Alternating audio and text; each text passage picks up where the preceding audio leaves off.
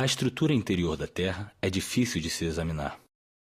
Até os mais ambiciosos esforços para penetrar a sua superfície mal conseguiram arranhá-la, alcançando apenas algumas dezenas de quilômetros de um raio total de 6.371 quilômetros. Até recentemente, as erupções vulcânicas eram a única prova da existência de metal fundido debaixo da crosta sólida da Terra.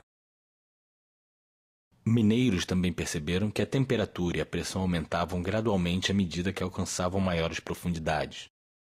Em 1909, cientistas observaram que as ondas sísmicas mudam de velocidade e direção em determinadas profundidades, ao atravessar camadas com propriedades distintas. Foi através deste método que conseguiram mapear a estrutura interna da Terra.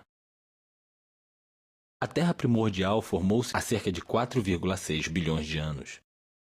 Devido ao resfriamento e ao movimento de rotação do planeta, as substâncias em estado gasoso, líquido e sólido separaram-se e dispuseram-se em camadas esféricas de acordo com a respectiva densidade. A estas camadas dá-se o nome de geosferas. As geosferas dividem-se em camadas externas e internas. As camadas externas são a atmosfera, a biosfera e a hidrosfera. As internas são a crosta, o manto e o núcleo. A atmosfera é a camada mais externa e também a mais leve, sendo composta por gases. Não possui limite definido, dissipando-se no espaço a uma altitude de dezenas de milhares de quilômetros. A atmosfera pode ser dividida em 5 camadas distintas, de acordo com as respectivas mudanças de temperatura. O limite de cada camada pode ser encontrado no ponto onde há inversão de temperatura. A exosfera é a fina e mais externa camada da atmosfera e a sua temperatura gira em torno de 1000 graus centígrados. A camada seguinte da atmosfera é a termosfera. A sua temperatura aumenta com a altitude, uma média de 800 a 1000 graus centígrados. Por vezes chamada de ionosfera, esta fina camada reflete as ondas de rádio. A camada abaixo da atmosfera é a mesosfera, cuja temperatura diminui com a altitude. O seu limite superior é a mesopausa, o lugar mais frio da atmosfera, onde a temperatura desce até menos 100 graus centígrados. A temperatura no limite inferior da mesosfera gira em torno de 10 graus centígrados. É na mesosfera que a maioria dos meteoros se funde ou queima. A camada seguinte é a estratosfera, onde a temperatura aumenta com a altitude devido à camada de ozônio que absorve energia. A temperatura no limite inferior da estratosfera gira em torno de menos 56 graus centígrados. A camada mais inferior e importante da atmosfera terrestre é a troposfera, cuja temperatura diminui com a altitude. Esta camada tem entre 10 e 12 quilômetros de altura e representa aproximadamente 80% da massa da atmosfera, contendo quase todo o seu conteúdo de vapor de água.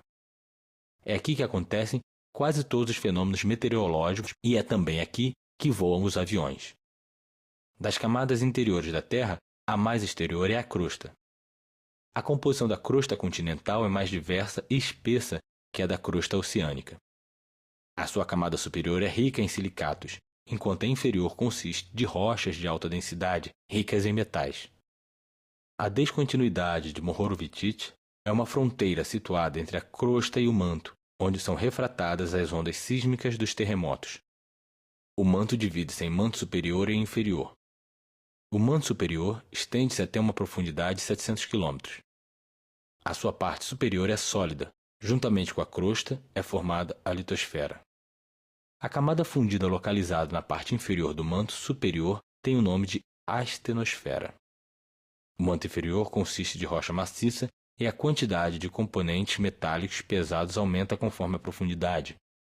A fronteira entre o manto e o núcleo tem o nome de descontinuidade de Gutenberg e está situada 2.900 km abaixo da superfície da Terra. Sob o manto, o núcleo também se divide em 2 partes, um núcleo externo líquido, composto por metais fundidos, e um núcleo interno sólido, feito de ferro e níquel. As 2 camadas estão separadas pela descontinuidade Lehmann, a uma profundidade de 5.150 km.